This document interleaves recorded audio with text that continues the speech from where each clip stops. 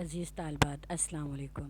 دعا ہے کہ آپ سب گھر میں خیریت سے ہوں اور اپنے گھر میں امن سے رہ رہی ہوں۔ میں آپ لوگوں کو Shah model school girls high school 2 کی طرف سے آپ کی آن لائن کلاس میں خوش آمدید کہتی ہوں، اور میں امید کرتی ہوں کہ آپ اپنی آن لائن کلاسز باقاعدگی سے لے رہی ہوں گی اور ویڈیو کو توجہ سے بھی سنتی ہوں گی۔ آپ جماعت ششم میں ہیں اور اس کے لیے میں آپ کو خوش آمدید کہتی ہوں آپ کی اردو کی کلاس میں۔ اب تک بیٹا میں امید کرتی ہوں کہ جتنا کام دیا گیا ہے میری ٹاسک جون ٹاسک اور اس کے علاوہ جتنے بھی ہوم ورک دیے گئے ہیں وہ آپ لوگ اچھے طریقے سے مکمل کر چکی ہوں گی۔ اور جون ٹاسک میں جو آپ کو دیا گیا تھا وہ نظم حمد کے الفاظ معنی جملے اور تفہیم تھی، یعنی بند نمبر 1 کی تفہیم دی گئی تھی۔ اب بیٹا اسی نظم کا مزید کام ہے وہ میں آپ کو کرواتی ہوں تاکہ آپ اپنے کام کو آگے باقاعدگی سے کر سکیں۔ ٹھیک ہے بیٹا، یہ آپ کی اردو کی کتاب ہے آپ کے سامنے، نظم حمد، جیسے کہ سب اس کے نام سے واقف ہیں کہ جس نظم میں اللہ تعالیٰ کی تعریف بیان کی جائے اسے حمد کہتے ہیں۔ اس کے شاعر ہیں طفیل ہوشیار پوری، یہ ان کا نام طفیل ہوشیار پوری تھا۔ ان کا اپنا نام جو تھا وہ محمد طفیل تھا اور طفیل ہوشیار پوری ان کا ادبی نام تھا۔ یہ تمام باتیں ان کا تعارف میں آپ کو آپ کی پہلی ویڈیو میں آپ کے پہلے لیکچر میں بتا چکی ہوں۔ اب اپنے ٹائم کو ضائع کیے بغیر ہم اپنے کام کا آگے سے آغاز کرتے ہیں۔ ٹھیک ہے بیٹا، اب کچھ تصاویر میں آپ کو بتاؤں گی جو آپ کی نظم میں ہیں، اس کے حوالے سے میں آپ کو سمجھاؤں گی تصاویر کے ذریعے، تاکہ آپ اپنی نظم کو دیکھتے جائیں اور آپ کو آسانی سے سمجھ آتی جائے۔ کہ آپ کا صفحہ نمبر کتاب کا 1 ہے، اپنی پینسلیں اپنے ہاتھ میں لے لیں اور مشکل الفاظ کے معنی ساتھ ساتھ لکھتے جائیے گا۔ یہ دیکھیے بیٹا، جیسے کہ سب سے پہلی آپ کی لائن ہے، تیری خوشبو ہے لالا زاروں میں۔ لالا زاروں یعنی چمن، جیسے آپ کو یہ ایک چمن کی تصویر نظر آ رہی ہے، باغ کی تصویر نظر آ رہی ہے۔ اس میں شاعر ہمیں کہنا چاہتے ہیں، اس نظم میں شاعر اللہ تعالیٰ کی صفات بیان کرتے ہیں۔ شاعر ہمیں بتانا چاہتے ہیں کہ اللہ تعالیٰ کی کتنی خوبصورتی سے انہوں نے اس دنیا کو بنایا۔ اس میں وہ ہمیں یہ بتا رہے ہیں کہ تیری خوشبو ہے لالا زاروں میں، یعنی تیرے ہر طرف تیری خوشبو ہمیں نظر آتی ہے، ہر طرف تیرا جلوہ نظر آتا ہے کہ تو نے اتنی خوبصورتی سے، اتنی کاریگری سے یہ سارے پھول بنائے ہیں مختلف رنگوں کے اور ان کی اتنی اچھی خوشبو دی ہے۔ پھر اگلی لائن میں وہ آپ کو کہتے ہیں کہ تیرے انوار چاند تاروں میں، یعنی تیرے انوار چاند تاروں میں شاعر کہتے ہیں کہ اللہ تعالیٰ نے ہمیں جو چاند اور تاروں میں نور نظر آتا ہے، خوبصورتی نظر آتی ہے، وہ کس کی کاریگری ہے؟ وہ کس کی کاریگری ہے؟ وہ اللہ تعالیٰ کی ہے۔ تو شاعر اس نظم کے ذریعے یہ بھی ہمیں بتا رہے ہیں، اللہ تعالیٰ کی ایک طرح سے تعریف کر رہے ہیں کہ اللہ تعالیٰ نے اتنی خوبصورتی سے چاند تاروں کو بنایا ہے۔ ٹھیک ہے، حسن بن کر تو مسکراتا ہے، حسن بن کر تو مسکراتا ہے صبح کے نقرئی نظاروں میں۔ نقرئی کہتے ہیں، جیسے کہ آپ کو بتایا تھا، چاندی کے رنگ کو، صبح کی سفیدی کو کہتے ہیں۔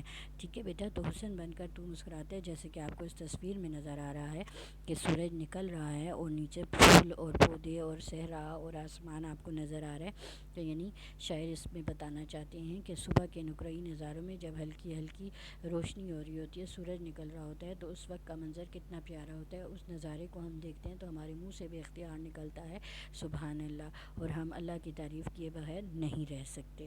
اسی طرح یہ آپ کا بند نمبر 1 تھا اور یہ جون ٹاسک میں بھی آپ کو دیا گیا تھا۔ اور دوسرا بند ہے، ہر گلے تر میں ہے تیری رنگت، یعنی وہ کہتے ہیں، جیسے اس تصویر میں آپ کو نظر آ رہا ہے کہ مختلف طرح کے پھول ہیں، گل کہتے ہیں پھول کو، تر کہتے ہیں تازہ کو، یعنی ہر پھول میں رنگت روح، یعنی ہر پھول کی اپنی رنگت ہے، اپنا رنگ ہے، اپنا روپ ہے۔ ہر پھول میں ہمیں لگتا ہے کہ اس کے بنانے والا کوئی نہ کوئی ہے، تو وہ کون ہے؟ وہ ہے اللہ تعالیٰ۔ پھر اگلی لائن ہے آپ کا، وہ کہتے ہیں کہ تو وسیلہ ہے سب وسیلوں کا، تو سہارا ہے سب سہاروں میں۔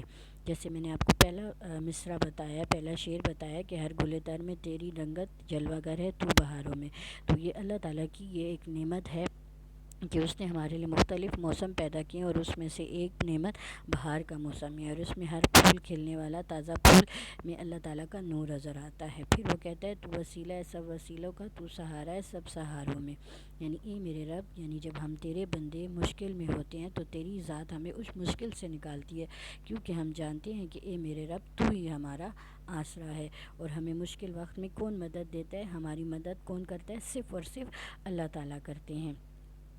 اور ہمارے لیے سب سے بڑا سہارا، سب سے بڑھ کر سہارا، سب سے اہم سہارا کس کا ہے؟ اللہ تعالیٰ کا ہے، اور اللہ تعالیٰ ہی ہماری مشکلات کو دور فرماتے ہیں۔ جیسے کہ اس تصویر میں آپ کو نظر آ رہا ہے کہ ایک آدمی مشکل میں ہے اور کوئی آسمان سے اس کی مدد فرما رہا ہے۔ تو یہ تو آپ کے دو بند ہو گئے۔ اب تیسرا بند ہے ذکر تیرا طیور کرتے ہیں۔ طیور کہتے ہیں طائر کو، یہ طائر کی جمع ہے، طائر کہتے ہیں پرندے کو، ٹھیک ہے بیٹا۔ تو اس بند میں شاعر اللہ تعالیٰ کی بزرگی بیان کرتے ہیں، اور وہ کہتے ہیں کہ اللہ تعالیٰ ہم تو تیرا ذکر کرتے ہی ہیں، اس کے ساتھ ساتھ تیری جو مخلوق ہے، چرند پرند ہے، وہ بھی تیری عبادت کرتی ہیں، تیرا ذکر کرتی ہیں، تیری حمد و ثنا کرتی ہیں۔ آپ صبح اٹھیں تو دیکھیں کتنی پیاری چڑیوں کی آوازیں آ رہی ہوتی ہیں، کتنا دل کو اچھا لگتا ہے، بندے کو اچھا لگتا ہے نا وہ آوازیں سن کے، ہمیں کتنا سکون ملتا ہے۔ تو وہ شاعر ہمیں یہی بتانا چاہ رہے ہیں اس نظم میں، جیسے کہ اس تصویر میں بھی آپ کو نظر آ رہا ہے کہ مختلف طرح کے پرندے ہیں، اور وہ اللہ تعالیٰ کی حمد و ثنا کرتے ہوئے ہمیں نظر آ رہے ہیں۔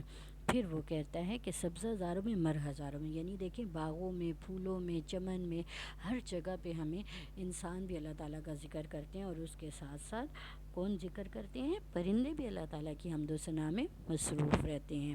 پھر وہ کہتے ہیں کہ اپنی مثال آپ ہر شکار، اے خدا تیرے شاکاروں میں، یعنی وہ کہتے ہیں کہ اللہ تعالیٰ نے دنیا کے باغوں میں جو کھیت کھلیان جنگلوں غرض ہر جگہ پہ تیرا ذکر ہوتا ہے، یعنی اس کائنات میں جو کچھ تو نے بنایا وہ تیری قدرت کا بہترین نمونہ ہے۔ ہر شاہکار اپنی مثال آپ ہے، یعنی اللہ تعالیٰ نے جو کچھ بنایا اس کا کوئی نہ کوئی مقصد ہے، اس کو پیدا کرنے کا کوئی نہ کوئی مقصد ہے، اور ہر چیز اپنی مثال آپ ہے، ہر چیز ہمیں اچھی لگتی ہے اپنی جگہ پہ۔ جیسے اس تصویر میں آپ کو نظر آ رہا ہے کہ انسان بھی ہیں، جانور بھی ہیں، مختلف طرح کے پودے بھی ہیں، تو یہ تمام چیزیں کس کا ذکر کرتی ہیں؟ اللہ تعالیٰ کا ذکر کرتی ہیں، اور اس کو بنانے والا کون ہے؟ اللہ تعالیٰ ہے، اور ہمیں لگتا ہے کہ اس کے بنانے والا کوئی ہے، اور اس کی ہر چیز اپنی مثال آپ ہے، اس نے کسی چیز کو بے مقصد نہیں بنایا۔ تو بیٹا یہ تو تھا آپ کی نظم، آپ کو مختصراً میں نے بتا دی ہے۔ اب اپنے آگے کام کی طرف چلتے ہیں۔